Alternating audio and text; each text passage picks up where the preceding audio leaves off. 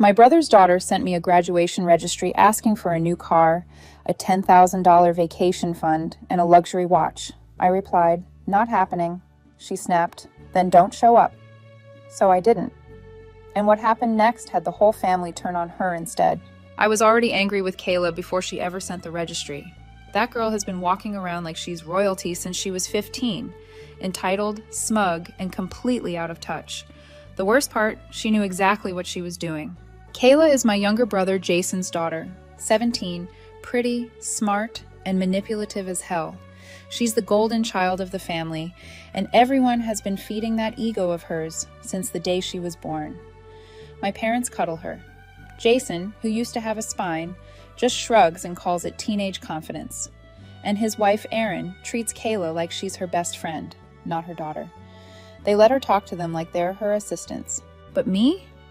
I was the one she expected to fund her lifestyle. What? Because I'm 32, single, no kids, and I do well financially?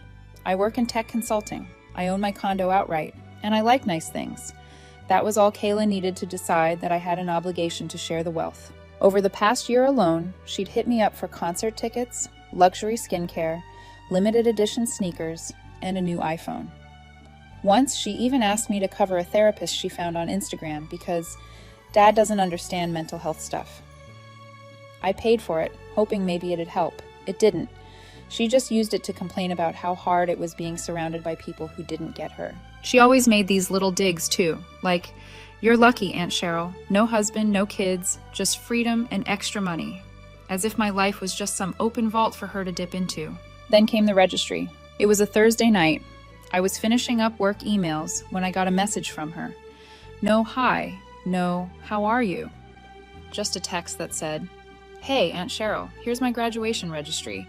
Thought you'd want to be part of something special." 2 hearts. I opened the link, and I swear my jaw actually dropped. First item, a 2025 Mazda CX-70.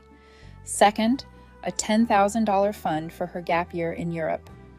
Third, a Cartier Ballon Blue watch retailing at just under $7,000. And it kept going. Balenciaga sneakers, a Hermes wallet, a Dyson Airwrap, a $20,500 spa retreat in Arizona. There was no laptop, no school supplies, no sheets or dorm room stuff. It wasn't a graduation registry. It was a wish list for a bored heiress. I stared at the screen in silence for a minute. Then I sent the only response that felt right. "Not happening, Kayla." She didn't even hesitate. "Then don't show up to my graduation." Just like that, dismissed. I didn't reply. I didn't need to. That one sentence confirmed everything I already knew about her. She didn't see me as family. She saw me as a walking credit card with a pulse. I didn't go to her graduation, didn't say anything to anyone. Let them find out the hard way. The night of the ceremony, my mom called me twice. Then a text. "Why aren't you here? Kayla's asking about you." Funny. 10 minutes ago, she said I was uninvited.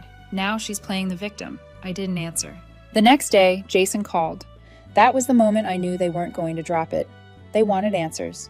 And for the first time in years, I was ready to give them. They were about to find out who Kayla really was, every ugly little secret, every cruel comment, every manipulative thing she'd done. And I was going to tell them everything in front of her. The registry was the spark, but the fire had been building for years. And this time, I wasn't going to let it burn me. I showed up to the Sunday family gathering like nothing had happened. It was at my parents' place, same as always. Burgers on the grill, lemonade in plastic pitchers, lawn chairs on the patio. Jason was already there with Erin, and of course, Kayla, still in full graduation glow, was lounging on the deck like she was the guest of honor at her own coronation.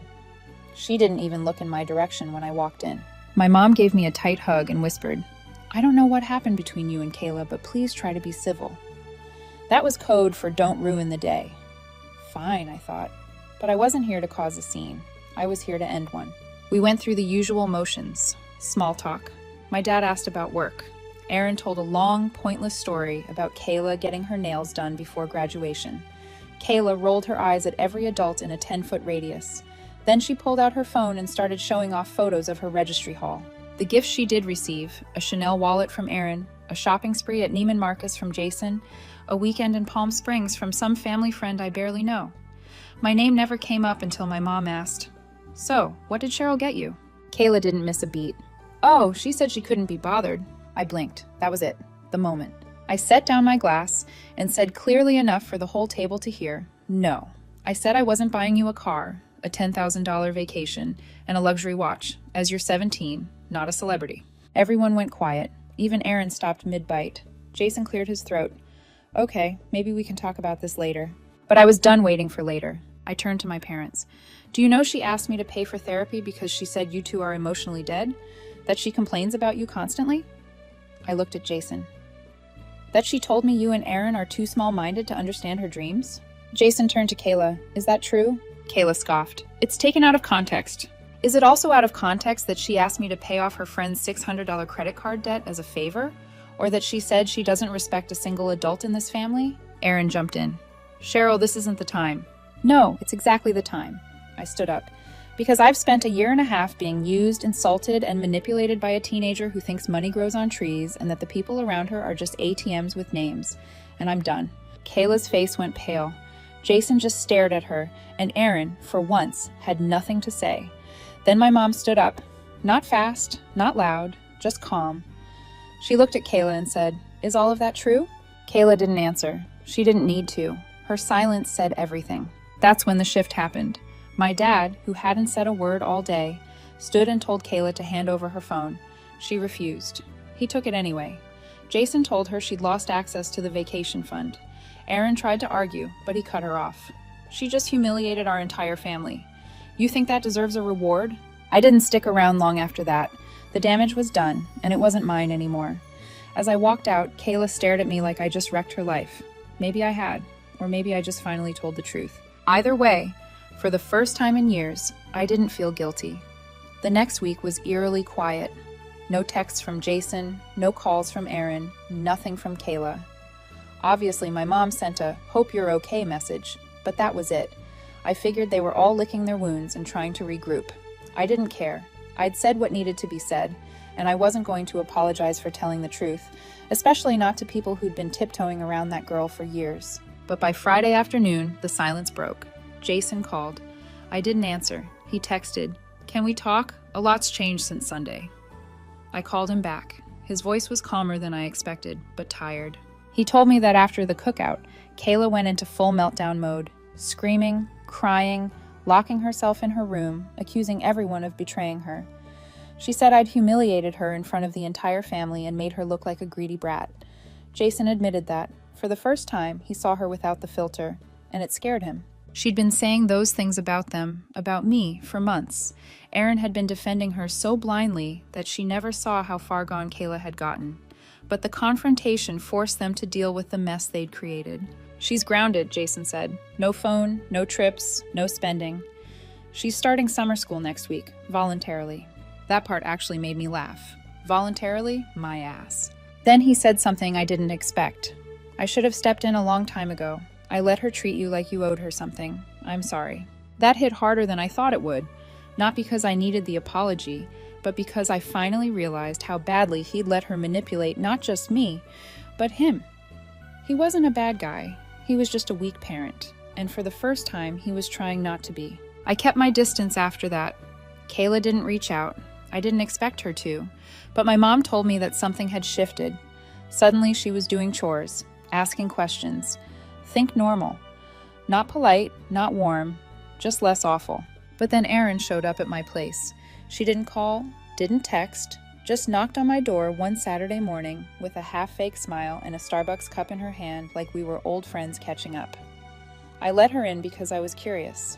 She didn't waste time. I think you overstepped, she said. She's just a teenager. You didn't have to go nuclear in front of everyone. I asked her if she thought it was okay that Kayla lied about her own parents, insulted her grandparents, and demanded thousands of dollars from me like it was nothing. She didn't answer, just sipped her drink and said, You embarrassed her. That's what she's struggling with. I told her flat out that embarrassment might be the most valuable thing Kayla's gotten in years. Because for once, someone told her no. For once, there were consequences. Erin didn't like that. She left without finishing her coffee, muttering something about, family doesn't tear each other down. I didn't bother replying, because if there's one thing I've learned, it's that silence, real silence, has more power than anything I could say. From that point on, Aaron stopped talking to me entirely. Jason, though, he kept calling. And Kayla? She still didn't speak to me, but something was coming. I could feel it. Not anger, not revenge. Something else. Something I hadn't seen in her before. It was small, but it felt real. Respect. 3 quiet weeks passed. After the blow-up at my parents' house, I kept my distance, and to my surprise, they kept theirs. Jason checked in once or twice, mostly with short, polite calls about how he was working on things at home. Aaron stayed completely silent. Not a word since the passive-aggressive Starbucks drop-in. And Kayla, not a peep. I assumed she was sulking, cut off from her usual luxuries, probably convincing herself she was the victim. I pictured her pacing her room, scheming up another way to guilt someone into paying for a $300 facial. The silence felt like a break. I didn't miss her, or so I thought. Then, on a random Thursday afternoon, I was heading out of my office downtown, juggling my laptop and a half-eaten protein bar when I saw someone sitting alone on a bench just outside the building. It was Kayla. I almost didn't recognize her at first. She was wearing a plain gray hoodie, no makeup, hair in a messy bun, and jeans that looked like they actually came from Target. No designer bag, no drama, just her, looking small in a way I'd never seen before. She stood up when she saw me. I didn't say anything, just stared, waiting for the usual smugness, the rehearsed apology, the manipulation. Instead, she asked, "Can we talk?" I don't know why I said yes. Maybe I was curious. Maybe I just wanted to see how deep the damage had gone. We walked to a coffee shop a block away, sat down at a small table in the corner. She didn't even order anything. She started talking before I could say a word. "I was awful to you for a long time. I don't know why you didn't shut me out completely." I stayed quiet. I think I thought if people gave me stuff, it meant they loved me. That was how things worked in our house. If I cried loud enough, someone always fixed it. She looked down at her hands. They were shaking. My dad's actually being a dad now. Took my phone, took my card. He made me enroll in summer school. Mom barely talks to me. She's mad I embarrassed her. I didn't say much. I just listened. It was the first time she wasn't trying to defend herself or shift blame. There was something different in her voice. Not just guilt, but fatigue. Like she was finally feeling the weight of what she'd become. Then she said something I didn't expect. "You're the only one who ever told me no. You're the only one who made me think." That sentence landed harder than I expected. I didn't forgive her in that moment. I didn't offer a warm hug or some pep talk. I just nodded and said, "Okay." It wasn't a fresh start. It was the beginning. We left it at that. She thanked me sincerely and walked off down the block with her hands in her pockets. No dramatic ending, just human. A few days later, she texted me a photo. She was sitting at a table with a little boy, helping him with math homework. She wrote, "He's terrible at fractions, but really into dinosaurs, so now we count in raptors and triceratops." I didn't respond right away. I just stared at it. It wasn't much, but it wasn't fake. Then, 2 weeks later, something hit me harder than all of that combined. I got an email from my old university. Subject line, "Recommendation request, Kayla Mitchell." I opened it, confused. She had listed me as a reference for a summer mentorship program. Voluntary, competitive, focused on behavioral science and leadership, not fashion, not media, not social status. Attached to the application was her personal essay. I don't think she meant for me to see it, but somehow I did. It wasn't dramatic, it was raw, honest. She wrote about accountability, about being spoiled, about how real love doesn't always come in the form of gifts, but sometimes in someone refusing to give them. She didn't name me, but she didn't have to. It was the first time in her life she'd taken responsibility without being cornered into it. But just as I started thinking maybe she'd actually turned a corner, I got a knock on my door. Aaron. No warning, no text, just standing on my porch like nothing had happened. And this time, she wasn't carrying coffee. There she was, Aaron on my porch again, but this time with no fake smile, no Starbucks, no disguise. Just standing there like she was entitled to my time, like I owed her something. I didn't even invite her in. I stepped outside and closed the door behind me. She didn't like that. I could tell. She gave me a long look, then got straight to it. "I know what Kayla wrote in that application," she said. I didn't flinch. "Okay." She made it sound like she raised herself, like we neglected her, and you came in to save the day. That's not what happened. I said nothing. She's rewriting everything to make herself sound like some reformed child prodigy who just needed one real adult in her life. That's insulting. And it's humiliating that she chose you to tell the story. That's when I realized what this was. This wasn't about Kayla's progress. It wasn't about protecting her. This was Erin's pride. Wounded, bitter, losing control. She's finally improving, I said. And if you're worried about how that makes you look, maybe take a second and ask yourself why she didn't come to you when things got bad. She stiffened. You have no idea what it's like to raise a daughter in this world. And yet, I said, somehow your daughter came to me, not her own mother, to ask how to become a better person. That did it. Her face went cold. You've always wanted to prove you were better than me. Just because you make more money, don't have kids, get to live your life however you want. I laughed. Couldn't help it. You think this is about money? Your daughter was spiraling. You defended her until she had no one left. This isn't about who's better. It's about who's awake. She stepped closer.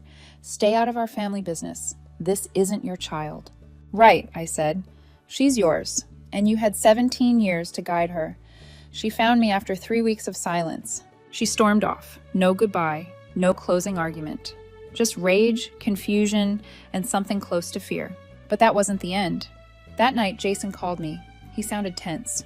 I just want you to know I saw the essay. I told her to write it. Every word came from her. I told him Erin had come by. He sighed like he'd been expecting it. She's not happy.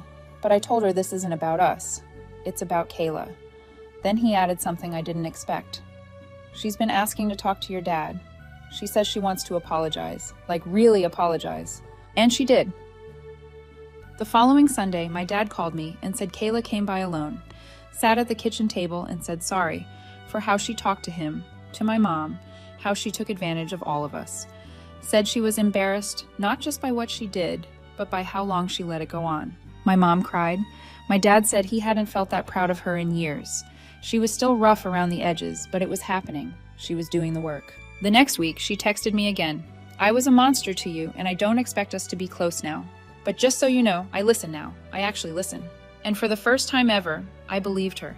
But I didn't reply, because the truth was, this wasn't about us being close anymore. I'd done what needed to be done, and I wasn't going to let her or her mother pull me back into their mess again. Still, something was coming. Something I didn't expect. And it started with one message from Erin. It was early Monday morning when I got the message from Erin. Kayla says she wants to move in with you, says you're the only adult she trusts. I didn't reply right away. I had to reread it to make sure I wasn't imagining things. Kayla, wanting to live with me? Apparently, she brought it up to Jason the week before, said she needed space, wanted a fresh start, somewhere she could focus. Erin hated the idea, but Jason didn't shut it down. He actually thought it might help her grow. I called him that night. Are you serious? I asked. He was. He said, she's not running away, she's trying. That part stuck with me. Later, I texted Kayla, why do you want to come here? Her reply was simple, because I don't want to be that person anymore, and I think I can change if I'm not surrounded by people who treat me like I can't. 1 week later, she showed up at my door with a suitcase and a list of rules she'd written herself. No asking for money, no skipping responsibilities, no excuses. We weren't suddenly best friends. We kept it real, distant, but respectful. She got a part-time job, started cooking, budgeting, learning how to exist like a normal person. And gradually, something shifted. She stopped being that spoiled, sharp-tongued version of herself. The change didn't come all at once, but it came. Fully, quietly, genuinely. Erin still won't speak to me. Jason visits sometimes. My parents, though, they've welcomed her back. Kayla doesn't call herself reformed, but she listens now. She works. She owns her mistakes. Me? I don't need her to be perfect. I just needed her to stop expecting me to carry her.